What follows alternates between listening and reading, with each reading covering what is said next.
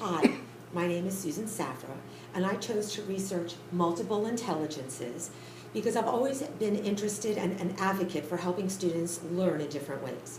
As a child, I always felt that my teachers just didn't understand me, and that's why I decided to become an educator, to find better ways to get through to children. Let's talk about what multiple intelligences are. Multiple intelligences was first introduced in 1983 by a Harvard professor, Dr. Howard Gardner. His premise was simple, that everyone possesses different intelligences and therefore has different ways of interacting with the world.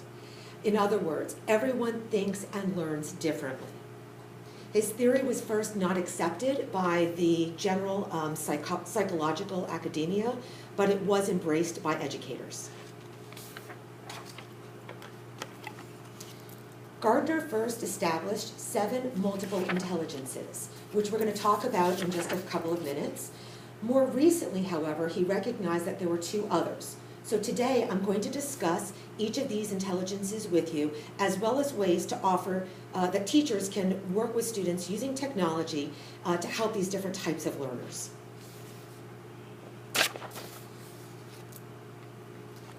The first intelligence is called verbal linguistic learner.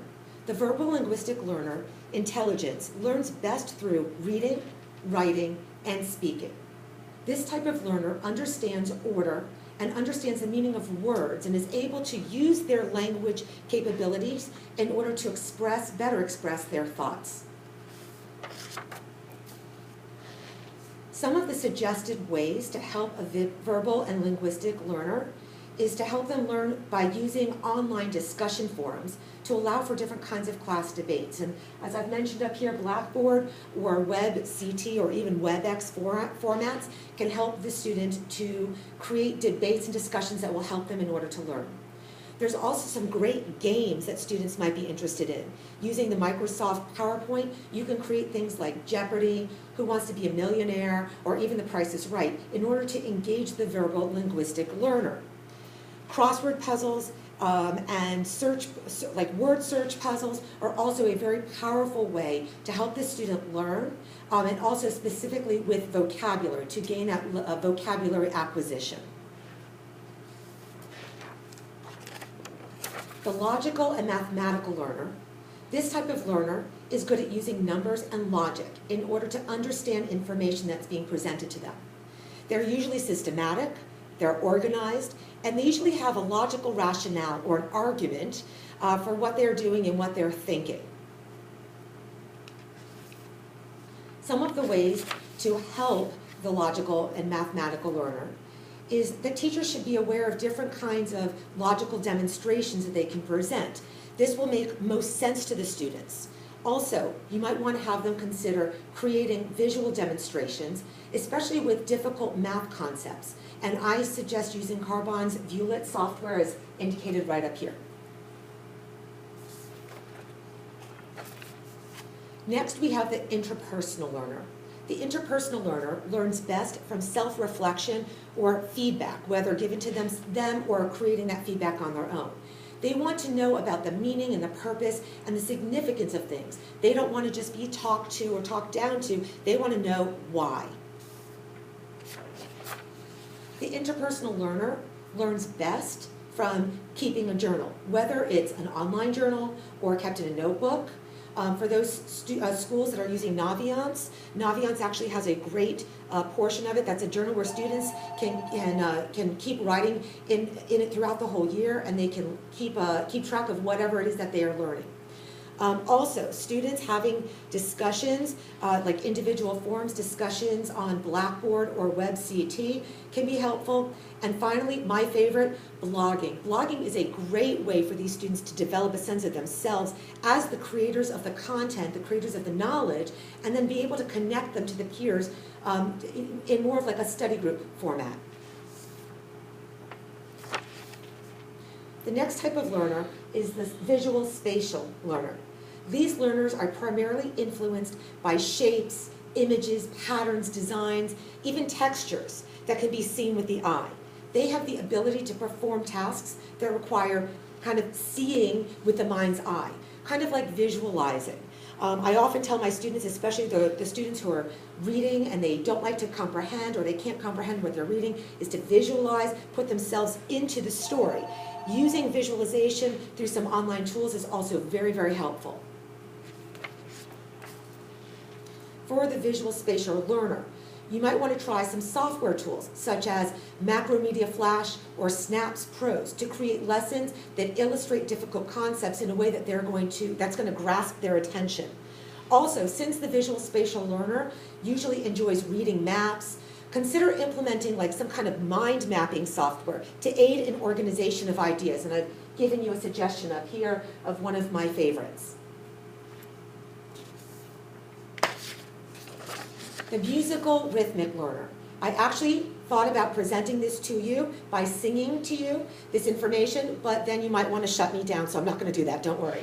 But the musical intelligence comes from a strong appreciation of sounds and tones, beats, any kind of pattern, vibrational pattern. These types of learners are sensitive to different kinds of sounds in their environment. Some of the ways that you might want to help the musical learner, besides singing to them, would be to create different kinds of, or use different kinds of softwares or programs. Do you remember back in the day how we all learned our grammar using Schoolhouse Rock? That's one of the best ways of teaching them, is to let them incorporate song or even creating their own visual, their own music through songs and using Apple's GarageBand application is a terrific way of helping them to engage. This is also great for foreign language learners or ELL learners because they can learn vocabulary more quickly through using songs. And one of my favorite sites would be QuickTime Karaoke. They can actually have a lot of fun with it. And just using the patterns and the different musical beat will help them to remember the vocabulary more quickly. The bodily kinesthetic learner. Okay, so for those types of students in your classroom who are just all over the place, this type of learner learns best by doing. They find it difficult to sit still for long periods of time. They get easily bored. They get distracted if they're not involved in something that's hands-on. These types of learners learn best from experiencing the lessons rather than just being talked to.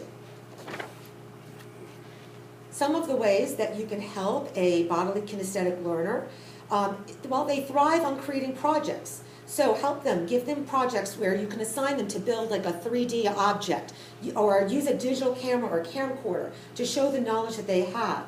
Also, incorporating some kind of scavenger hunt where they can be introduced to different topics before you even get into the lesson. This is a great way to get this type of student learning and thinking on their own. Next, we have the interpersonal learner. The interpersonal learner relies on personal interaction with others as their way of learning, as their learning tool. This type of learner is very social. They enjoy teamwork. They enjoy group work of any kind. They're also really good at compromising. So if there's a debate or something going on, and they can help to mediate the group and different class discussions. Since this type of person is really good at mediation and moderating, you might want to ask them to moderate a debate in an online discussion board, such as in Blackboard or WebCT, and of course also in the classroom. Those were the 7 initial stages by Gardner, the 7 different multiple intelligences. Since his first discovery, there were now 2 more. First of all, we have the naturalist learner. This person learns best through encountering personal experiences with the natural world. They're really good at collecting data out in the field, collecting facts, experimenting, touching things. You could have students use Microsoft Excel to document and create a spreadsheet of all the information that they find outside. You might even want to have students use a camcorder to record their experiences in nature, or even have them create a website where they can take what they've learned, what they've documented, pictures and otherwise, and put into a website that they can share with others, and even give a PowerPoint presentation such as this. Then we have the existential learner. These learners are thinking of questions. They're always questioning life, death, realities. They enjoy having philosophical encounters, philosophical debates. I have one of these who lives in my home right now, my son. They also like to do well, they would probably do well in Socratic seminars, whether it's a live Socratic seminar in the classroom or online through something like Blackboard's virtual classroom or iChat. It's a great way for these learners to express themselves and to learn the material that they need to know. Online multiple intelligence test. This is where you're going to begin. So if you have absolutely no idea what kind of learners your students are, or if you want to learn what kind of learner you are, I suggest that you go onto this website that I have listed here to take the 80-question test that will help to detect what kind of learning preference you have. So, what kind of learner are you?